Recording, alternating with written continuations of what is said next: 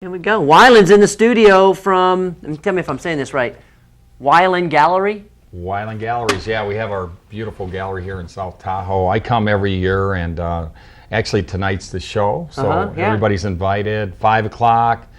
Come and watch me paint. If you watch me paint, you don't have to buy one. It's cheaper. Yeah, right. That's terrible marketing. That's I mean, God, I take that back. That sounds like it's like better than NASCAR watching a guy paint, huh? Right. Well, hey, you know what? At least you recognize, like, hey, you know. You know, I love to watch artists paint. Well, let me ask you this: for people that want to watch, how long does a typical painting take to finish? Till it's finished. Yeah. See, there's only one answer. They go, well, when is it finished? Well, when it's done. When it's done, I'll let you see. You know, I don't know, but I paint pretty fast. You know.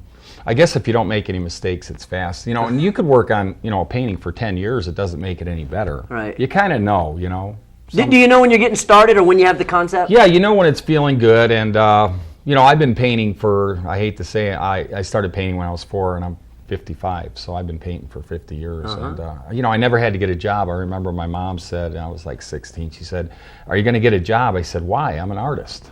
Oh, and, yeah, early Hey, that worked. So if you're watching this and you're an artist, it worked out pretty well. You know, I've never had a job. I went to a great art school in Detroit where I grew up, and only 2 years, and then I went out to California. And what I was telling you earlier is, you know, when the whole environmental thing, you know, in the 70s, you know, save the planet and save the whales, Greenpeace, Jacques Cousteau, save the whales. Well, I kind of heard that message. You bought into it. I did. I drank the Kool-Aid, as they say. And, you know, especially Jacques Cousteau, he was my hero. He was an iconic guy. He inspired a whole generation of people like me to care about the oceans. And I decided that I would use my art to engage people. Yeah. And then eventually, you know, I decided that I would paint, you know, life-size whales on the sides of buildings. And I eventually painted 100 walls, you know, after doing the first one in Laguna Beach. Jeez. Yeah, so if you've you get heckled out there. I can imagine. Sometimes like you're in like these tougher spaces. Sometimes it's tougher. Usually it's me heckling somebody else because I can see you first from the scaffolding. You know, some of these murals I painted in Chicago, 30 stories high. Really, that high? Oh yeah, and I'm scared of heights, so probably a bad job. Are those not as good as some of the ones that were a little bit lower down? No, you know what? They're all kind of unique. You know, every one of the Wailing Walls has its own story, but I was really happy to do the last one in Beijing as the official U.S. Olympic artist. Yeah, yeah. I mean, you've done a lot with your art. I mean, you've worked with the National Geographic Society. I know you've started your own foundation. Right, Wyland Foundation. I was 19 years into it, and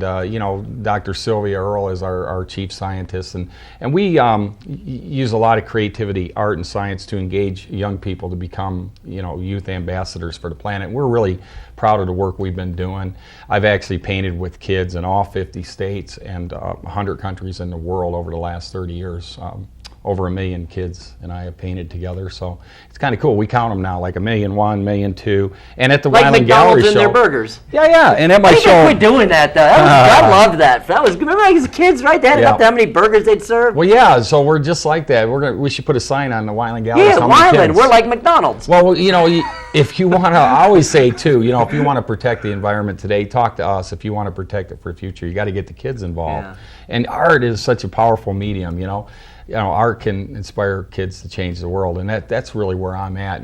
And I've been making documentary films. I made one called Blues Planet. You know, the planet's got the blues, and it's about the whole history of the environmental movement from the first Earth Day.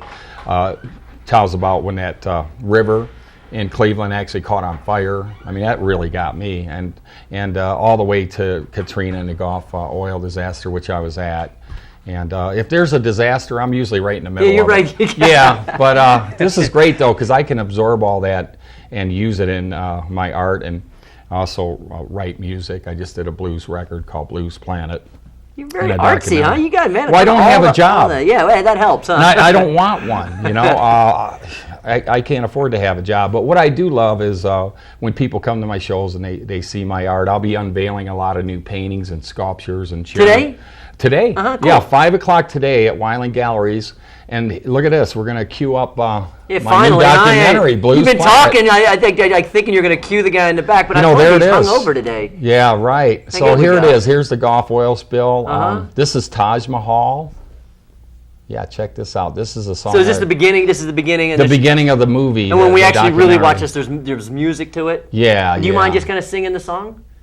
Well, I'm going to let Taj Mahal do the singing, but I'll tell you what, you can see, you know, it's been terrible what we've been doing to our water, our water planet. What's the worst? What comes to mind as one of the worst things, like just that we're doing to the water, to the ocean? I mean, what doesn't come to mind? We're overfishing the oceans, the plastic in the ocean. They got these gyros, these islands of plastic.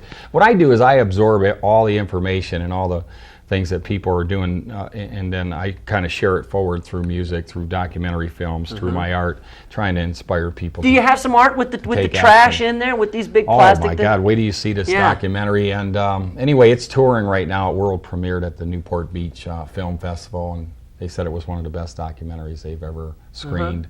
So I'm really proud of using my art to engage people.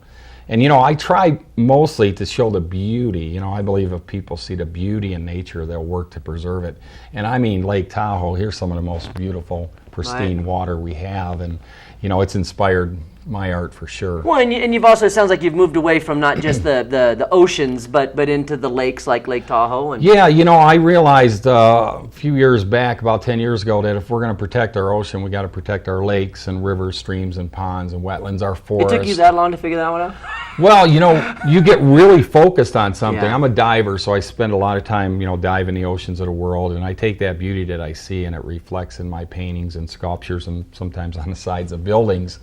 But talking to scientists and being out there immersed in conservation, you realize that we do need to protect all our water. We're the water planet, and water is life. Are we making a difference? Yeah, you know what? What's great is it's getting worse and better at the same time. The great thing is people are more aware.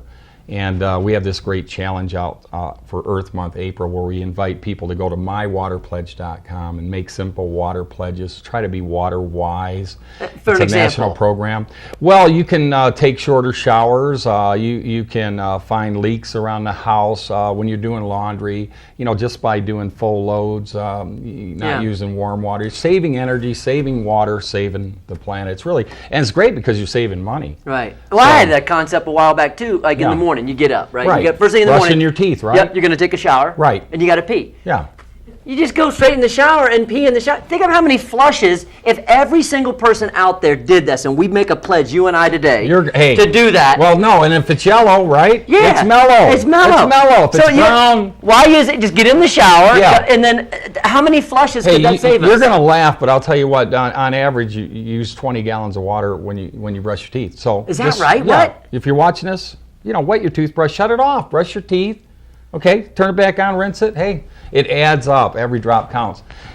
It's only going to get tougher, the water deal. The water deal is getting really tough. It's scarce, and and it's directly tied to all life, the plants, the animals, us. Yeah. So it's really important. So I use my art for the cause.